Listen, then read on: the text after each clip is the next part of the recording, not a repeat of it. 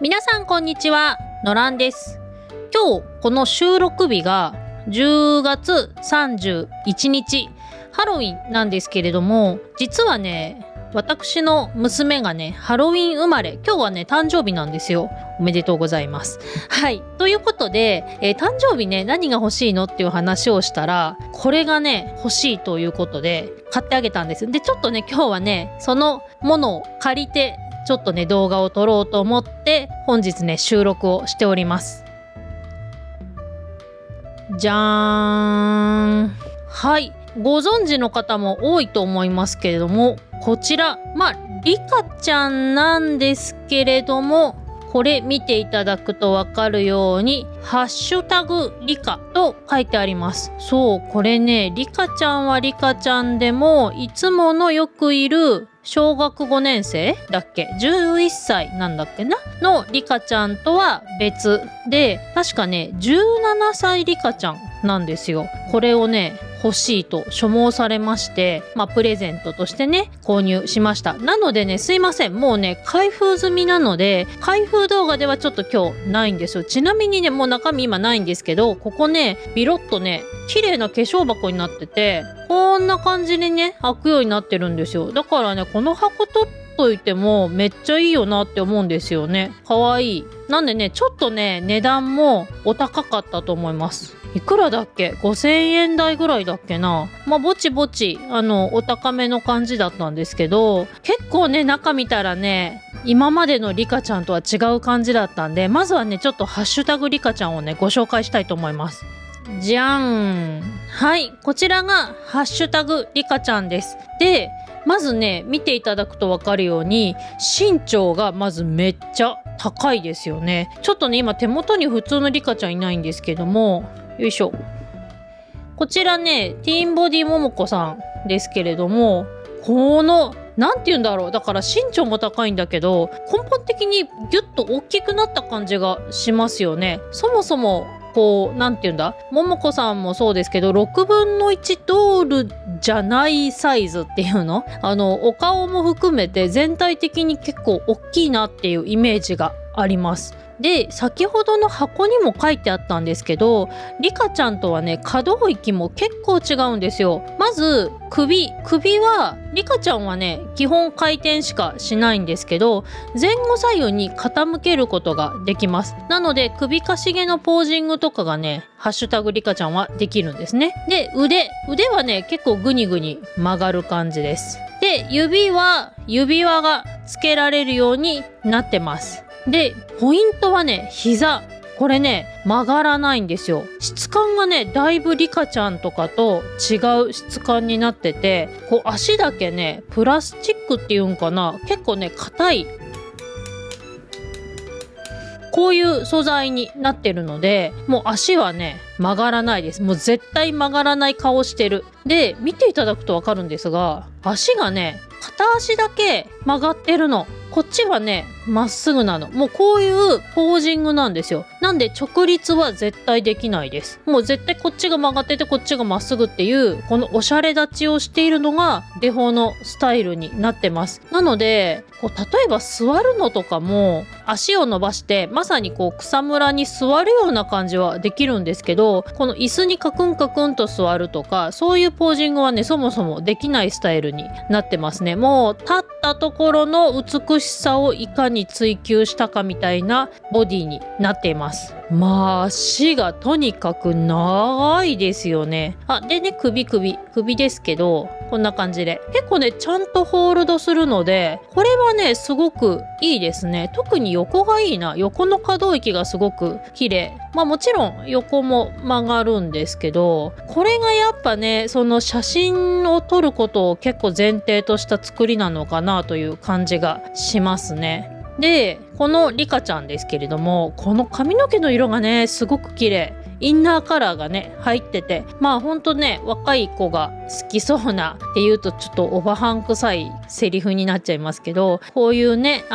インナーカラーでビビッドなねピンク色を入れている感じがすごくおしゃれです。で前髪がねもうこれね固まってたんですよ、最初から。リカちゃんってあんまりそういうことしないじゃないですか。なんですけどね、もう前髪バッキバキに固まってて、もう絶対に前髪崩さないぞっていうね、このハッシュタグリカちゃんの美意識の高さを感じますね。で腕も先ほどあったようにグニグニっていう感じで、曲げることができるのでポージングが可能になってます。あとねちょっと動画ではお見せしないですけれども、リカちゃんと違うところはね、下着ちゃんとねブラジャーつけてました。パンツとブラジャーがねお揃いのレースの、まあレースって言ってもねゴムレースっていうんですか、ストレッチするタイプのレースタイプのね、まあ簡易ではあるんですけど、でもね可愛い感じのブラジャーと、パンツをつけていましたので、その辺もね普通のリカちゃんとは違うところでした。そんな感じでね、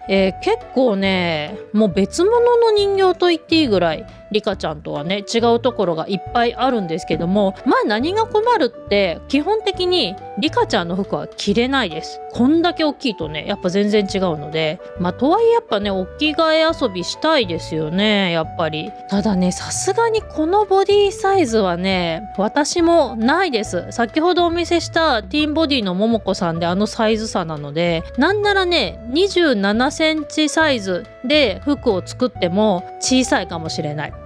なのでちょっと今日はね新しいサイズにチャレンジしたいと思います。はい、本日使うのはこちら組み合わせて作るドール服ですね。こちらの本はねありがたいことに割と最近の本なので29センチサイズ対応してるんですよ。まあせっかくね今回のハッシュタグリカちゃんこういうファッションですからズボン似合うんじゃないかなと思うので、まあ今回はね練習とあとサイズ感も確かめるために29センチサイズのジーパンを作ってみようかなと思ってます。これ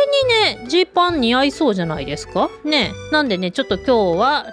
こちら組み合わせて作るドール服の29センチサイズの型紙を使ってハッシュタグリカちゃん用にジーパンを作っていきたいと思います。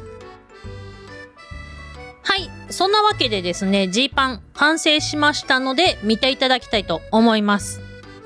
はい、こんな感じです。大きい、すでに大きい。もう全然サイズ違いますよね。このサイズがすごい。もうでもね作ってて不安になりつつもやっぱね楽でした、このサイズ感はね。なのでねまあちょっとハッシュタグリカちゃんを買えとはよう言わんですけど、大きめのドールがいる人はやっぱね大きめサイズからねお洋服作りはチャレンジした方が圧倒的楽なのかなと思いつつ、こんな感じでねできました。でね今回ねこの組み合わせて作るドール服のパンツ初めて作ったんですけど作りやすかったです。このね手順通りに一応今回やってったんですけど、私いつもねこのパンツ系作るとウエストがガッバガバになっちゃうんですけど、この手順でやったらね多分大丈夫だったんじゃないか。ちょっとハッシュタグリカちゃんに合うかどうかは置いといてですけど、割とねちゃんと理想通りのウエストサイズになったんじゃないかなというふうに思います。少なくともこちらの本の、想定しているウエストラインのサイズにはなったと思います。でね後ろはこんな感じですね。今回ね初めてこの持ち出し型のねマジックテープの付け方割とうまくいった。ちょっとねもそもそしてますけど、本でもねうまくいったかなというふうに思います。ちょっとねスナップにするか迷ったんですけど、一応子供がねこの先お着替えをさせることを想定して、持ち出し型のマジックテープに今回しました。じゃあねちょっとね早速お着替えをさせていきたいと思います。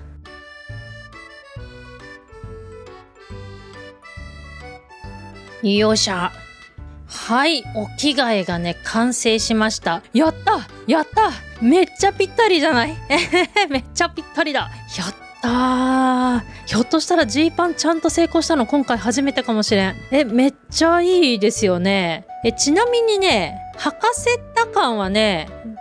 特に靴さもなくダボダボ感もなく、ほんとちょうど良かったです。で、丈感はちょっと大きいぐらいだけど、こうやってねクシュッとさせてちょうどかかとに引っかかるぐらいにすればね、全然ダボダボ感はそんなにないです。でね、後ろも見ていただくと分かるんですけど、今ちょうどねこれマジックテープでつけましたけど、全然ちょうどウエストサイズもねほどほど良い感じで、こんな感じでいいサイズ感だと思います。割とね今回着せた感じを思ったのは、ハッシュタグリカちゃん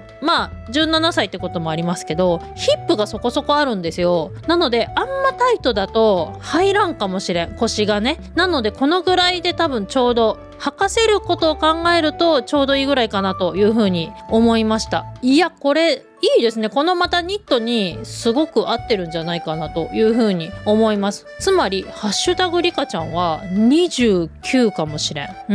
ちょっとね、なのでフィッティングしてないのでわからないですけど、リカちゃんシリーズで言うとピエールパパ、お父さんで、リカちゃんのお父さんピエールパパに割とサイズ感は近いです。ただピエールパパは男性ドールなので、このねパンツだとちょっとこの裾足首の部分の